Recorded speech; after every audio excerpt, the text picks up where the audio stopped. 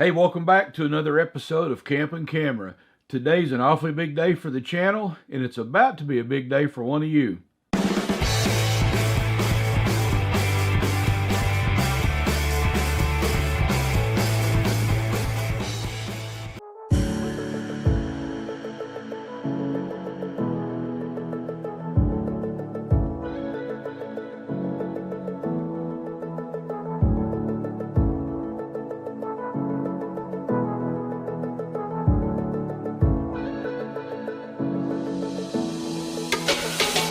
On a previous episode, I mentioned that I put a third brake light on top of the galley.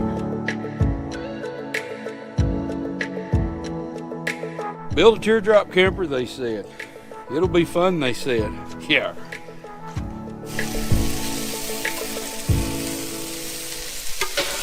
So today is a special day. The Camping Camera YouTube channel just hit 5,000 subscribers. So that was pretty cool, getting to see two trains meet each other nose to nose right on that curve. That I could have probably stood there for a month and not seen that exact scene. So the family Jeep lives on. It does. GP goes. Appreciate that tour, Ben. Thank you very much. Thank you, Michael. And you bought this as a, for lack of better terms, as a hollow box. It was a big white box. Just a big white box. The first thing I did actually. So what I've done here is I've mocked up what the door of the camper will look like with the latch on it. You're getting closer. I can taste just a little extra chili powder. Extra chili powder? Yeah. Why would you taste extra chili powder? I don't know, because I don't know. I think I suspect something. You think it's not been up to something? So Joanne says with the changing colors of light, and I brought some strawberries, so we should have brought some champagne because it kind of looks like a bar. I'll go with that. So without further ado, how about let's take a tour, an official tour of the Camp Easy 5945 teardrop. What a wonderful time. Building the camper, getting it out, being able to meet many of you face to face, swapping messages on social media. It's just been a ball. Thank you again so much for your viewership. And if you haven't hit that subscribe button, go ahead and do that. There's no better time. So let's get into the review of this camera system.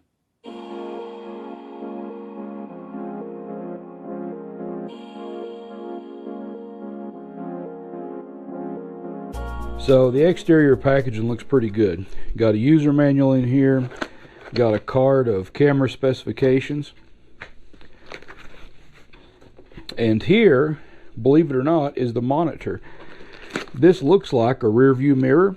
Matter of fact, if you pull the plastic back, you can see the reflection in there. So yeah, it is a rear view mirror, but this also happens to be the monitor. You can see where the antenna goes on top. Got a card slot here for recording, a USB. Here's a forward facing camera. This had a little piece of plastic over it that just fell off there, but that's the forward facing camera, so you can record forward. Got a couple antennas in this little pouch, a larger one here. Let's move this to the side, see what's in the bottom. And you've got your rear facing camera, and this is very similar to the Haloview cameras that I've installed on my camper. This one looks like it goes on with 4 screws, and you see where the antenna screws into it. And then beyond that, you've got I'm assuming this is probably the cable that supplies power to the camera, and the DC cord that supplies power to the monitor. So yeah, this looks like a pretty straightforward system. Now again, I'm not going to do a permanent install. I'm going to install this temporarily because I will be giving this away. Almost hate to though, it's pretty nice. So somebody's going to get a nice system. Let's get it out and see how it works. So the first thing we're going to do is mount the camera on the back of the trailer. In this case, I happen to already have a utility trailer hooked up where I've been pulling a lawnmower, so I'm just going to put it on that. We're doing a temporary install anyway because we're going to give this camera away. There are 4 holes on the back of this mounting plate that you would ordinarily fasten to the back of your camper or whatever trailer you're going to put this on. In this case, I'm probably just going to run 4 zip ties through there so that we can temporarily mount it to the back of the trailer. And it comes with this black pigtail. You plug this pigtail into the camera, and then you wire that to some 12-volt power source. Like I did on my big camper, I actually tied it into one of the running lights on the back, so that when I turned the lights on in the truck and the running lights in the camper came on, my cameras automatically came on. And I usually run with my lights on anyway, so it's convenient. But for the test, I just wired this little pigtail on here that I'm going to plug into a small lithium battery like I fly one of my airplanes with. So let's put this on.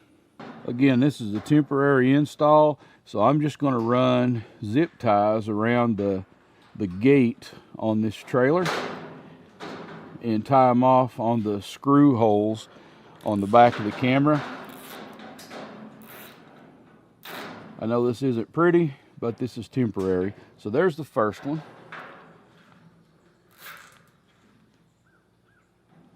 The next thing to do is install the antenna. And this antenna is marked camera, so it makes it easy to know where it goes. You just bend it. In this case, you bend it, and you screw it on the side of the camera.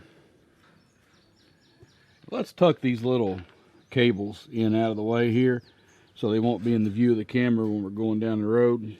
I could just clip these off, but just tuck them in there. It's easy to do for the time being.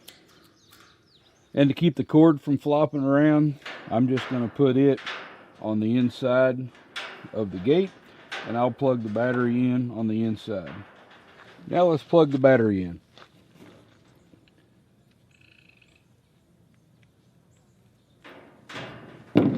Okay, so let's see what it takes to get this thing up and running. I'm just going to loop this power wire around the back of the mirror. I'm going to stick this on there, pull the little rubber strap around there and around there so it's on. I'm going to plug in this 12-volt accessory plug, and let's see what we have to do to get it up and running. Oh hey, it already came on. I didn't have to push a button. So it's already on. Look at that, it's already recording too. This is the rear facing camera, and this is the camera that's on the monitor here facing forward.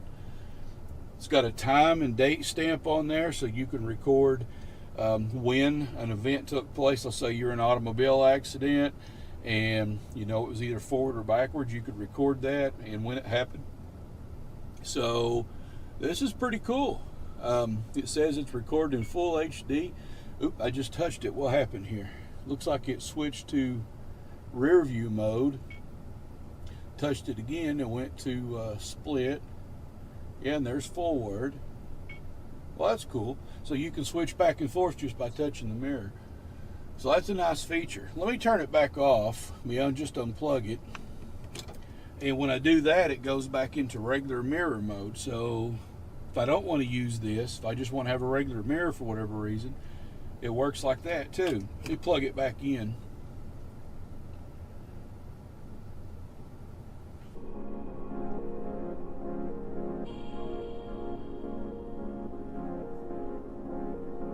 You don't want to have to be bothered with looking for buttons while you're driving down the road, so it's pretty cool that you can just touch the screen and change the view. Let's give that a try.